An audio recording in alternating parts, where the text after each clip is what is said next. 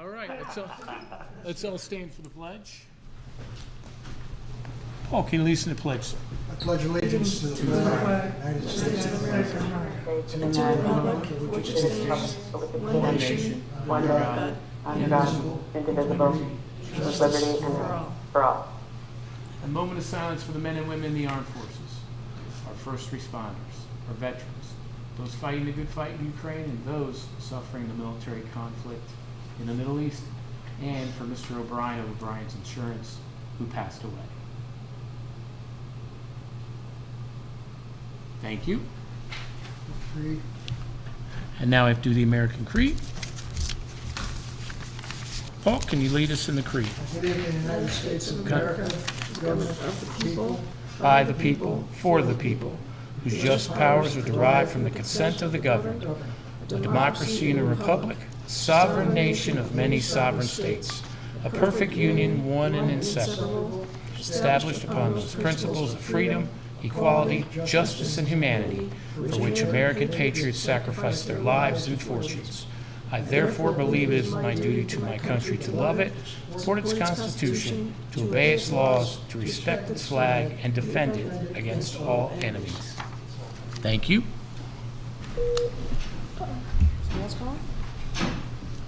Is someone else on the line? Okay. Tom Esposito. Thanks, Tom. Sal, do we have anybody for public participation? Mr. Mayor, Mr. Kopchak. Good evening. I wanted to raise some concerns about two conversations that occurred during the last town council meeting. During the meeting that was called about the town's possible installation of automatic trace. Can you use this? 94 Long Mountain Road. During the conversation at the last meeting about the possible installation of automated traffic safety enforcement devices, comments were made by residents who apparently had not read either the enabling legislation nor the CTDOT regulations that were published in January that describe the program, including the steps that are to be taken in order to obtain authorization from the state to install the devices, the administration of the program, and the review that will occur to confirm the effectiveness of the devices and to obtain the state's permission to continue the program. I am concerned that later in the meeting that uninformed comments by a few residents who chose to attend the public comment meeting were taken to be representative of the community support for the effort, which was then effectively tabled by the council in an effort to get feedback down the road for the effectiveness of the program in other communities. That effort was ill-defined, and no timeline for the gathering together of the feedback and making decisions about it was established. I suggest that it is in the town's best interest to pass the needed ordinance and to take the initial steps outlined in the DOT guidance for the program and the checklist for the program that was published by the American Automobile Association and the National Safety Council, so that the town is ready to implement the program as soon as possible. We should not allow a few random comments from town residents to obstruct this important effort. The second conversation that was a concern was related to the program recently authorized by the state to ensure that members of land use commissions have the training necessary for them to effectively administer the responsibilities. During the presentation to the council, Bill Taylor claimed that the state's training program was unconstitutional because the program constrained his ability to hold office as a commissioner. That is not correct. The enabling legislation does not include any penalty for not obtaining the proposed training and therefore does not prevent anyone from running for a position as a commissioner nor being seated as a commissioner. The program is intended to provide a base level of training on which commissioners' decisions can be based rather than constraining anyone's ability to hold office as a land commissioner. By making this training available, residents who might otherwise have an interest in being commission members but are reluctant to run for office because they lack the knowledge to effectively function can be assured of obtaining that training. That will increase the pool of candidates for office rather than constraining it. Having commissions staffed by members who have received the proposed training will protect the town from any claim that commission decisions were not consistent with good practice or the applicable laws and regulations. Any attorney representing a client who is challenging a commission decision would certainly cite the lack of training of the commission members to call into question the validity of their decisions, leaving the town exposed to unnecessary legal fees and possible damages if the court found against the town. I was disappointed by the comments made by several council members who spoke supporting Mr. Taylor's position, since they apparently had not read the legislation authorizing the training program. They are now on record as supporting the seating of commissioners who lack the proposed training. That sets up the town for future challenges from applicants who object to a decision by a land use commission. 30 seconds. We can and should enforce all commissioners to obtain the proposed training, as well as any supplemental training offered by the Yukon Center for Land Use Education and Research. I've got one more, but I'm out of time. Your time is up. Okay. Thank you. I'm sorry?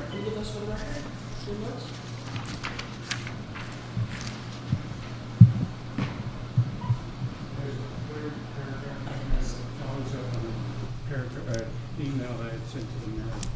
Thank you, Tom. No more Anybody else, Sal? participation from the public, Okay. ma'am. Thank you. Next, we're going to move on to the consent agenda, which is the prior minutes, and tax collector, of which refund in the account was $27,559.15. March 11, 2024 refunds are $2,994.77, leaving a balance of $24,564.38. Do I have a motion? Second. Do I have a second? All good. Okay, thank you. Any discussion on the consent agenda? All those in favor? Aye. Opposed? Aye. Thank you. Any abstentions? Thank you.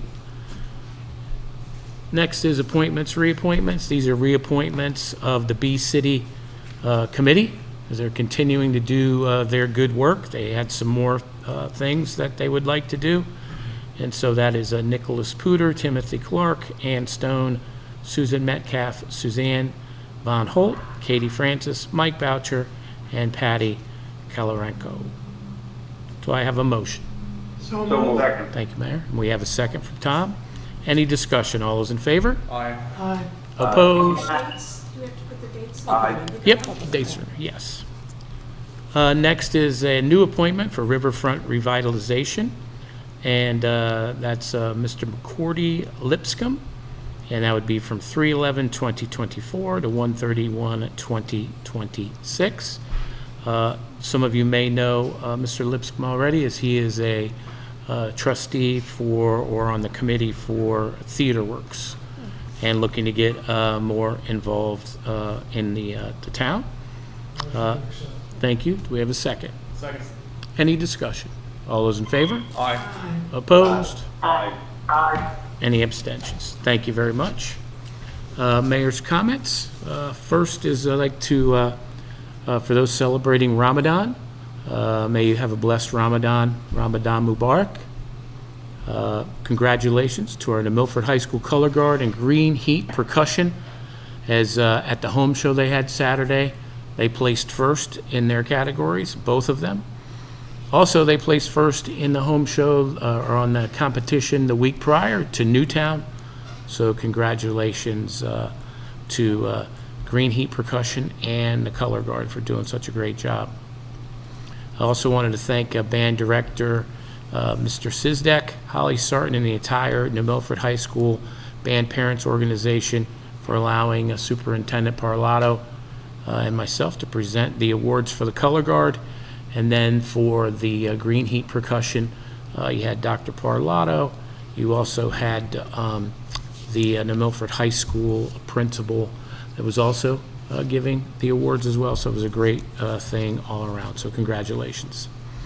Also want to congratulate New Milford High School varsity gymnasts Haviland Brown and Reagan Williams, as they were invited, so moved, to be in the regionals. Also, the ladies varsity basketball team ended up making it to the semifinals in the States, so truly amazing. I want to thank New Milford police officers Lagan and McIntyre, who attended the Special Olympics law enforcement torch run kickoff with our New Milford ambassador, Ray Haddon. For those that don't know Ray, great guy, represents the town tremendously with the police department. And what was great was the police department raised over $9,000 for the Special Olympics through fundraising support of our New Milford business community. So outstanding job. Want to congratulate the 14U Bantam A Ice Hawks for their state championships. We have residents in New Milford, Sherman, in the areas that go to play for the Ice Hawks, so congratulations. Also want to congratulate Canterbury School, as their hockey team placed first in the NEP SAC Small School Championships. So great job to the hockey players from Canterbury School. Thank you to Hill and Plain School, Hill and Plain PTO, Northville School, Northville PTO, for everyone that came and read to our students for Read Across America. So they invited all sorts of great people there, and thank you for allowing me to read there as well. It was great to see the young kids, and at Hill and Plain I read to the first graders, and at Northville, and what amazing vocabularies they already have. I was like, wow. So thank you to that. I want to thank the New Milford Lions Club for their Kids Sight program, and that went to Northville, Hill and Plain, and Sarah Noble, and they saw over 927 students, and that's to help with sight. So thank you to the Lions Club. This past Saturday, the New Milford High School theaters had a Little Mermaid pancake breakfast. I saw, yes ma'am, yes ma'am. And And those students oh were wow. just, my granddaughter still thinks they're the real deal. And the costumes, It just- just all the stuff they did, beautiful. Just, wow. And kind of a plug, you got to go see The Little Mermaid, and it starts Friday, 7 p.m., Saturday, 7 p.m., then Sunday, 3 p.m. show. Then you're going to have the following Friday, which will be the 22nd, 7 p.m. Saturday will be a 2 p.m. matinee show, and then there'll be a 7 p.m. show. You can get your tickets at our.show/New Milford Theater/The Little Mermaid. I'll put that out on our social sites too for those that want to buy their tickets early and help and support our wonderful New Milford High School Theater, who does such a wonderful, wonderful job. Want to talk real quick too, we have early voting this year. It's now been established. Spoke to our voter registrars. And for the presidential primary, it's going to be coming real quick. Early voting is going to be March 26th, March 27th, March 28th, and March 30th. It'll be here at Town Hall, down below at the Loretta Brickley Room from 10 a.m. to 6 p.m. Then, early voting for August, if there is, I believe it says voter registration and party enrollment information. That's from 10 a.m. to 6 p.m. And the last day to switch parties for this is May 13th, 2024. Voter registration for early voting, and this is for the presidential election that we're having, is August 12th, 2024 at noon, is for unaffiliated voters to enroll in a party in person for voting on or to vote on August 13th. And then you have the actual general election early voting, and that is from October 21st through the 31st, and then November 1st through the 3rd, which is 14 days. That will be from 10 a.m. to 6 p.m. And then on October 29th and 31st, it will be from 8 a.m. to 8 p.m. And we'll have more information as we continue to move forward with that, but just so we can get that, and for the council, with these 14 days, the voter registrars, I'll try to see if I can get them for next meeting, but it may be as they're getting ready for primaries, maybe after that, but to talk about the actual cost that we're going to incur with the presidentials now being 14 days, one district, what that cost will be, and then how we're going to look to finance that. So we'll be bringing that forward. Next is kind of some infrastructure updates, what we're doing as far as the roads. We'll start with that first.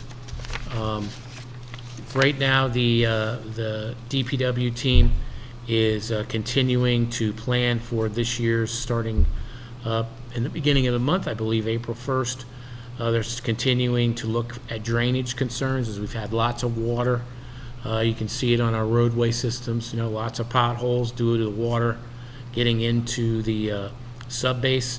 So they're looking at additional drainage concerns to see how we can help mitigate that. They're continuing their road evaluations and planning with the Municipal Building Committee, and I'll be bringing forth a list of future work that's going to happen this year, hopefully in the next few weeks. Continuing work on safety improvement projects. So in the school zones that we've talked about before, that's going to be here at New Milford High School, also at Faith Academy, and then Hip Road where we have Northville and we have Scotticoke, also at Sarah Noble. As right now we're waiting to get clear utility approval, because of some of those we're going to need, and I was talking to Chuck with that, so we're waiting for that. And we're also working with the Connecticut Highway as road signs were approved. So we're waiting for that to then be able to install those, starting first with New Milford High School. The Route 7 RSA, that is the audit, traffic safety audit, is going to be the end of this month. And as soon as we get the results from that, we'll bring that to the town council. And we're looking for also some grant funding opportunities. It's called an SS4A grant.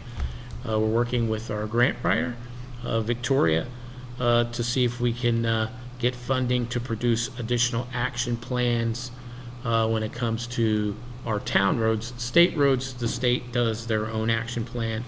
They're working on that. Route 7 Sideway project is the bids were put out, and right now DPW is evaluating the bids, and then Connecticut DOT will review those bids as well. Grove Street intersection study that's being done. I'm waiting for DPW to complete their review of the study of the engineers that we hired. Hopefully at the next town council meeting they can come in and talk about the intersections, as we've talked about, of Fordyce and of Hine Hill. And it was as we remember, it was really the consultant's opinion that we put 2 traffic lights, one on each one. And they were going to do a traffic evaluation, so we'll have that to see if they do that, what does that look like as far as traffic congestion and everything else. So DPW is reviewing their recommendations, and we'll bring that, if not at the next meeting, at the meeting after that. East Street intersection, so that's the one that we've gotten a federal and state grant for, to look at widening out East Street right by the hospital. So allow, when you have traffic that's flowing north, they get stuck when people want to make that left-hand turn. So they're looking at ways to widen that particular one, to have a left lane traffic to be able to turn left to ease congestion. So those bids went out for that, and they're due on March 14th. And then Wellsville Avenue reconstruction, that's where we're getting the grant money for that, and that's to redo a full reconstruction, which is actually redoing the sub base and everything else. Mill and paving as well for entire Wellsville Avenue. Also redoing all the sidewalks on there too with this grant. So right now, WMC was the engineering firm that was in the bids that we pulled out last week. So they are the low bidder, and right now DPW is reviewing that to make recommendations. Also, Public Works, as the New Milford Police Department has been a certified police department. We had that great news from the chief the last time he was here. The Public Works is going for their certification too. They'd be, I believe, the second Public Works in the state to do that. And right now they're at about 25% completed with that. They're looking to have their certification for October. So I'll keep everybody up to date as we move forward with that as well. Some of the bridges, tree removals being completed for the Mariel Bridge project. The bat restriction, because there's a specific bat that's up there, so they're working with the Army Corps of Engineers and DEEP to come up with a plan and approval for that. Their pre-construction meeting is scheduled for next week. And then the engineering firm's completing the Brookside Bridge PCN application. Boardman Bridge RFP has been reviewed, and they're going to be giving a recommendation to the purchasing authority concerning Boardman Bridge. Let's see what else we have. Safety. They continue to work on different safety protocols at DPW and at Park and Rec, and making sure that we're complying with all OSHA recommendations and rules. And let's see, I think that's it on that. And then as far as statistics with the New Milford Police Department, with motor vehicle stops, and this is as of the 9th of March. In last year, which was a year where we almost doubled our motor vehicle stops. This time last year was 482. This time so far in 2024 is 742. So they're continuing to do a lot of great work and trying to keep traffic enforcement down. When you're looking at the year to date in total, not just on Route 7, from January 1st, 2024 to March 10th, there's 752 motor vehicle stops so far, and they're going to continue on with that. They also gave out 15 bus tickets for people that decided to go through the flashing red lights of the buses, and they're about $400 some a ticket. So they've given out 15 of those, and the chief's going to continue on with that. Also, we spoke a little bit, and I'll talk about the opioid stats when we get to that on the agenda for the making the recommendation for some of the committee members. Some of the other statistics that I wanted to talk about: municipal building committee ordinance, and that we talked about last week, and setting up a municipal building ordinance review. The municipal building committee is also doing their own kind of review, of which they're going to bring their thoughts to the committee, and then the committee will bring their thoughts plus theirs to the town council. Obviously, the council is the ultimate decision maker on that. So the mayoral committee for the building committee is going to be Rob Beebe, who is the chairman of the municipal building committee. Tom, who's sitting right over there, he's going to be on it. Town attorney Randy DeBella, or his designated alternate. Myself. Jack Healy from the DPW. I've also asked our BOE facilities director, Matt Cunningham, to also be on that. I'm just waiting back for his answer to be on there. And then we will be updating regularly the town council on this, so we can bring that forward as well. And that's all I have for mayor's comments at this time. Next is, oh yes, Before you move on, yes. at our last meeting and in the minutes, it reflected your comment about the high school roof being addressed at this meeting. It wasn't on the agenda, so I thought it might be in your comments. So The reason why now I'm not talking about that is currently there is going to be possible litigation.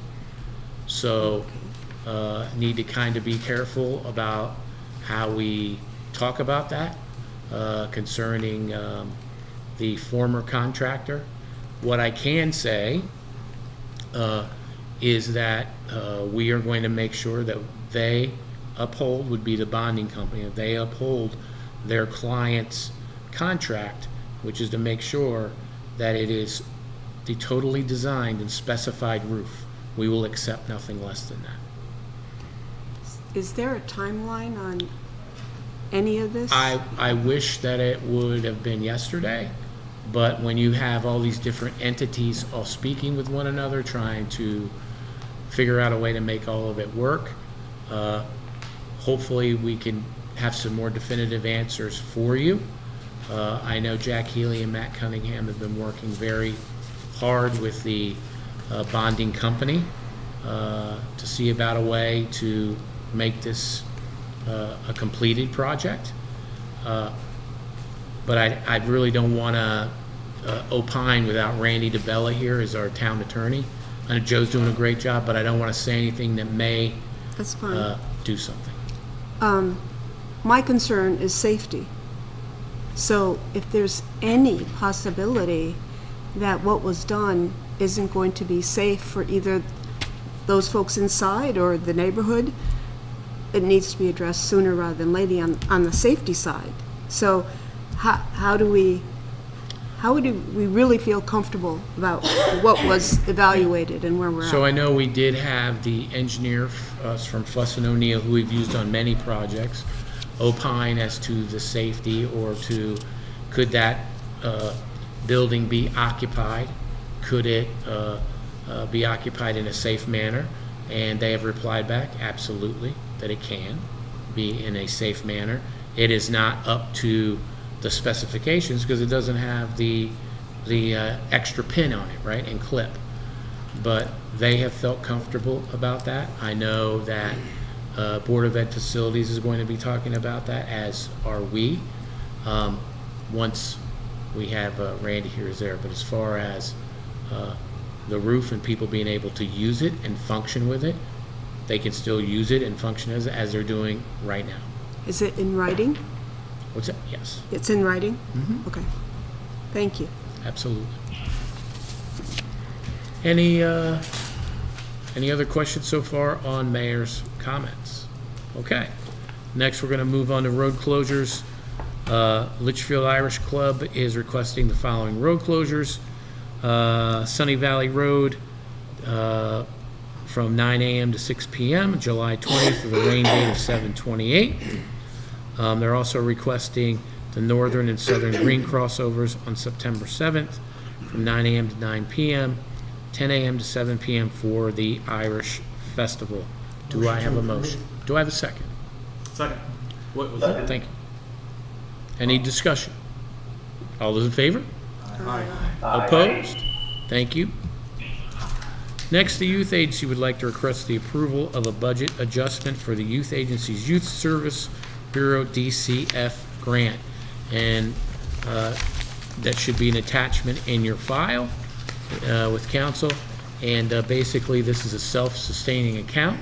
And the good news is we've acquired some additional funding to help us with the program. And Mr. O'Connor would like to make sure that we can accept the grant, which then would make the budget adjustment both on the revenue and the expenditure because it is self-sustaining. I'd like to know the acceptance of this. Yep. And Tom, can you second it? Second. All right. Any discussion on the motion? All those in favor? Opposed? Any? Okay. Next. Yes. I may have not heard it, but did you do the closure of the northern and southern green? Yes. For the Irish? Yep, that was all Did you do within, that? that was all within that Sorry. motion. Okay. Okay, next is the discussion and possible action on forming a cultural district committee 2, as the time has expired on the District 1. And I believe these are all the same reappointments. Betty Lou Mander, Deborah Rose, Valerie Lormer, Jason Roberts, Liba Furman, Ella Newman, Amy Birkin, Olga Rella, and Susan Williams Kellogg, all with the term of 3/11/2024 to 9/10/2024. Motion to approve. Second. And a second. Any discussion? All those in favor? Aye. Opposed? Aye. Thank you. The next is the discussion and possible action of the formation of an opioid settlement committee. And on that committee is, Back, Yep. just back to the Sorry. cultural committee. Yes. So did you have to set up the committee first and then vote on your appointment? Because you didn't set up the committee, I don't think, did you? okay, Did you? let's, to make We it, approve. good for the minutes, Did the I'd like to committee- entertain a motion to form a cultural district committee 2. So moved. So Thank moved. you. And a second, Tom. Any discussion? Second. All those in favor? Aye. Opposed? Aye. Abstentions? Thank you, thank you. Next is the opioid settlement committee. Allison Fulton, she's the executive director of the Western Connecticut Coalition. Mark Eltz, he's the partner in the Heritage in Recovery Residence. Tony Morrissey is the founder of Brian Cody's Mother and Sisters Foundation. Do I have a This is motion? two motions as well, isn't it? Formation. Yes. So, First thank one, you. formation of the committee, so moved. Okay. Second. And a second. Any discussion? All those in favor? Aye. Aye. Thank you. Aye. Any opposed? Okay. Next is the settlement committee. Allison Fulton, Mark Ecclese, I'm probably messing up his last name, I apologize, Mark, and Tony Morrissey. So Motion moved. to approve. Any discussion? All those in Mayor? favor? Yes. Yeah, just one point of clarification that anything, this committee is going to come up with recommendations to use the opioid settlement funding. Those recommendations will come to council Yes. for approval or whatever, correct? Yes, correct. Got it. Thank you. Any other discussion on the motion? All those in favor? Aye. Aye. Aye. Opposed? Aye. Thank you. Any abstentions? Next is the State Historic Preservation Easement. Be it resolved, Pete Bass, Mayor of the Town of New Milford, is authorized to sign and execute the required 15-year preservation restriction required by the Department of Economic Community Development, State Historic Preservation Office on the Town Hall property located at 10 Main Street, New Milford, Connecticut. So moved. Thank you, Tom. Second. Thank you. This is just to update the easement that's already on the town hall, but Otherwise, got to do it. you'd be out of job. Any discussion on the motion? All those in favor? Aye. Aye. Thank you. Opposed? Any abstentions? Thank you, everybody. And the next regularly scheduled meeting is on Monday, March 25th. Motion So- to adjourn. Second. Any, Second. And that's a 6 o'clock meeting. all those in favor? All Aye. Thank you. Thank you, everyone. Thank you, evening, everybody, for everybody. watching Good night, tonight. everyone. Thank you. Good night.